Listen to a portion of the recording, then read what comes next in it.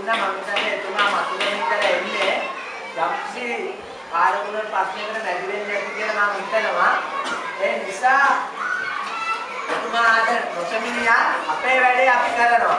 මම ස්තුතිවන්ත වෙනවා මේ සම්බන්ධීකරණය අපිට ලබා දුන් දෙරන් මහත්මයාට. ඒ වගේම මෙතන ඉන්න නිලධාරීන් කවුද කියලා අපි හඳුනගමු. අද විවේක කාලය වෙනකම් එකලා මානකම් අද වැඩසටහන් තියෙනවා. මේ වැඩේ අදින් ඉවර වෙන්නේ නැහැ. අපි බැලුවේ මේ සංගමයට දඬව ගන්න නිකම්ම පරිසර කණ්ඩායම කියලා නොවේ. 10 පන්ති ශිෂ්‍ය නායක නායිකාවන් ප්‍රමුඛව. ඒගොල්ලෝ තව අවුරුද්දක් දෙකක් අපේ පාසලේ ඉන්නවා. එතකොට ඒගොල්ලන්ට පුළුවන් මේ සමිතිය හොඳ වැඩ කරන්න.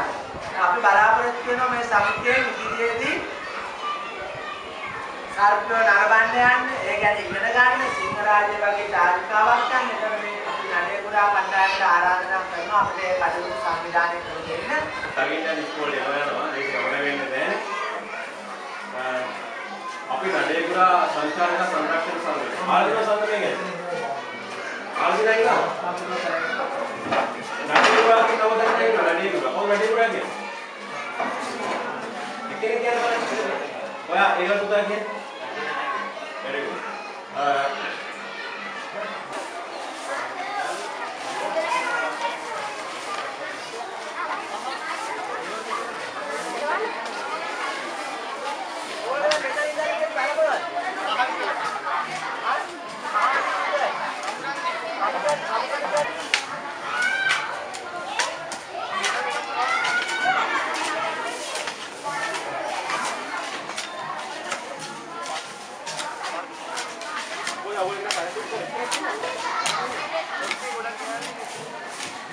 ළමයි ඔයගොල්ලන්ගේ පැල වැඩිපුර තියෙනවා නම් ඒවා අනිත් අයත් එක්ක බෙදා ගන්න. හරි? හිටන්නෝ.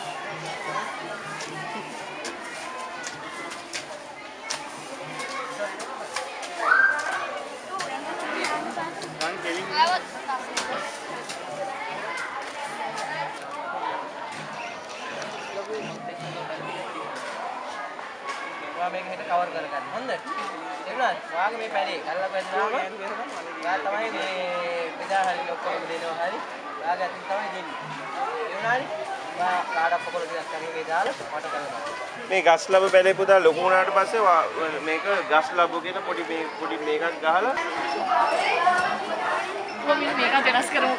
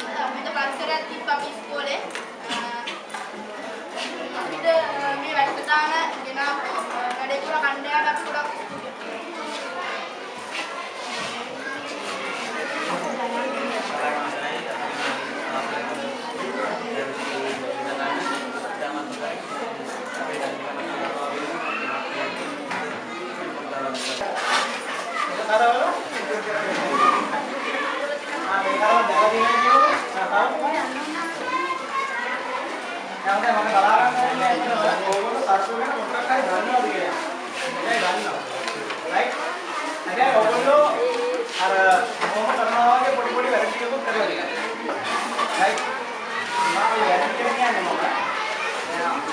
ප්‍රදේශයෙන් සාකච්ඡා කතා කරන භාෂාව නම් වෙනස් වෙනවා. දන්නවද? අපි කොළඹ පැත්තේ කොළඹට ඉස්කෝලේ කියනවා. මාතර පැත්තේ කියනවා ඉස්කෝලේ. රයිට්. නෝ මාතර භාෂාවෙන් කියනවා ඉස්කෝලේ. දැන් මෙතන කිව්වම මාල්කෝ ලගේ. නේද? අන්න හැමෝම ආර්ථික විදියට හිතුවට ඒක තමයි හරි. මොකද පරිසරයේ සමතුලිතතාව රැකගැනීම. පරිසරයේ සමතුලිතතාව රැකගැනීමට මිනිසා කරන් සමතුලිතතාව විඳලා විතරයි. සත්‍යය තමයි සමතුලිතතාවය කියන දේ රැකගන්න වැඩිපුරම පරිසරයට දායකයි වෙනවා. රයිට්? උදාහරණයක් වශයෙන් ගත්තොත් ලංකාවේ වැඩිම වගාවන්ට හානි කරන පරිබෝධ කියලා. හැමෝගෙම ගාජනේ. හවුද? පරිබෝධ කියන්නේ සම්මුතිය වගාවලට හානි කරන සත්‍ය. හවුද?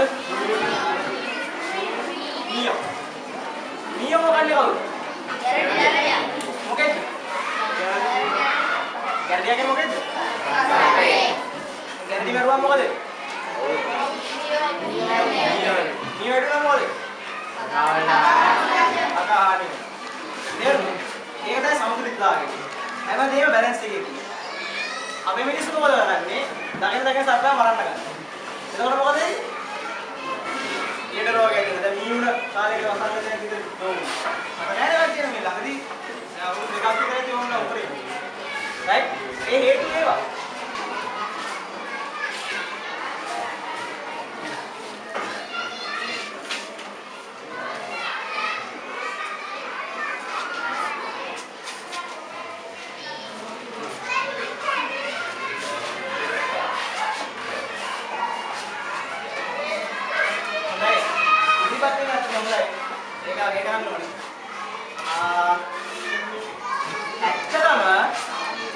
තිබුණාගේ කොහොමද තියෙන්නේ?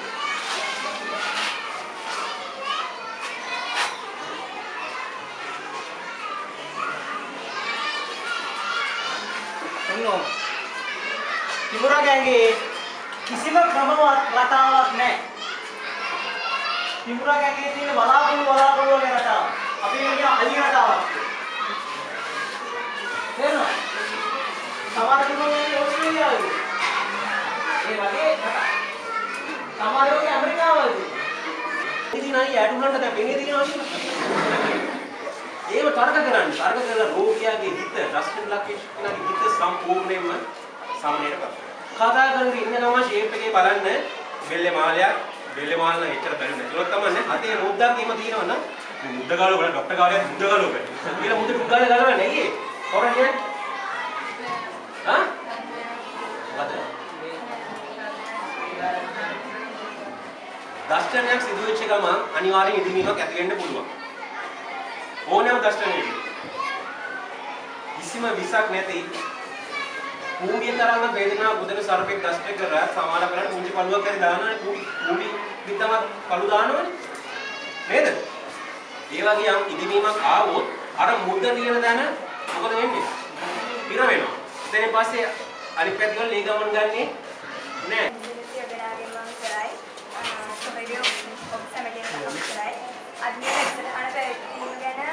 ගොඩක් සතුටු වෙනවා. අපි මේකෙන් ගොඩක් අත්දැකීම් ලබා ගත්තා. පරිසරයට ආදරය කරන්න කොහොමද? ඒ ගැන ගොඩක් විස්තර දැනගත්තා. මේ පැමිණිලි දෙන්න හරි. මට නම් කිසි දෙයක් කියන්නේ නැහැ. මේ ඔක්කොම කරන්නේ අපි වෙන්නේ. තේරුණාද? මේක සංවිධානය මේක උඩුගම් බලා පීනීමක් නෙමෙයි වෙන්නේ. මේක අපිට පීනන්න පුළුවන්. මොකද මේවා දැක්කාම මොනවද කියලා හිතලා මම ඒක. උඩරිම අලුත්ගම විද්‍යාලේ ඉන්නකොට මේ පොලිතින් ගේ නොගෙනන්න මම වැඩ කටයුතු කරා. නමුත් අමාරුයි. මේකෙත් ඔයගොල්ලෝ හැමදාම ගෙනල්ලා මේක පොලිතින් පුච්චනවා. තේරුණාද? මේ සංවිධානයේ නාමයෙන්වත් අදින් අධිෂ්ඨාන කරගන්න ස්ථීරවම අපි මේ ඉස්කෝලේ පොලිතින් ගේන්නේ නැහැ. මේ පොලිතින් ද්‍රව්‍ය ගෙනල්ලා පුච්චලා විනාශ කරන්නේ නැහැ කියලා. අන්නේ දේ කරන්න අනිවාර්යෙන් මේ ස්ථීරව අධිෂ්ඨාන කරගන්න අපි පරිසරයේ ගීතය ගයලා අපි ඔක්කොම එකතු වෙලා මේ ගම මේ ගමන යමු මේ පින්ගම අපි ඔක්කොමත් එක එකතු වෙලා අපි රැක ගමු අපි වෙන්නේ. තේරුණාද? පරිසර රකිමු අපි පරිසරය රකි අපි පරිසරය අපි පරිසරය රැක්කොත් අපි අනිවාර්යෙන් පරිසරය රකින්න. මේ ඔක්කොම අපි වෙනුවෙන් කරන වැඩක්. මේ සංවිධානයේ දීලා ඉන්නේ අපි වෙනුවෙන්. මේක 5-6 වෙනකන් වුණත් ඉන්න පුළුවන් මේ දෙකට ඉස්කෝලේ ඇරියා කියලා මට කිසිම හදිස්සියක් නෑ යන්න. ඇත්තටම මේක මේ අවස් වෙනකන් රැය වෙනකන් හරි කරනවට මම ඉන්න පුළුවන්. නමුත් කාර්ය බහුල නිසා අපිට යන්න වෙලා තියෙනවා. ඕගොල්ලන්ට තමයි නියමුව වෙන්නේ. ඕගොල්ලෝ ඉදිරියේ අපි ඉක්මනින් තව බොහොම කෙටි කාලේ අපිට ජීවත් වෙන්න පුළුවන්. හරි. ඕගොල්ලන්ගේ ඉදිරි පරම්පරාව වෙනුවෙන් ඕගොල්ලෝ පරිසරය රකින්න ඕනේ. එහෙම රකින්නයි කියලා හිතලා අපි පරිසරයේ ගීතය රසන්න ගයමු. ඕගොල්ලන්ට මම දීලා ඉස්සෙල්ලා මම කනුව කියා දෙන්න මාත් එක්ක ගයමු. අපි මේ වන්දි මේ අයියා සම්බන්ධ වෙයි පරිසර ගීතය ගයමු.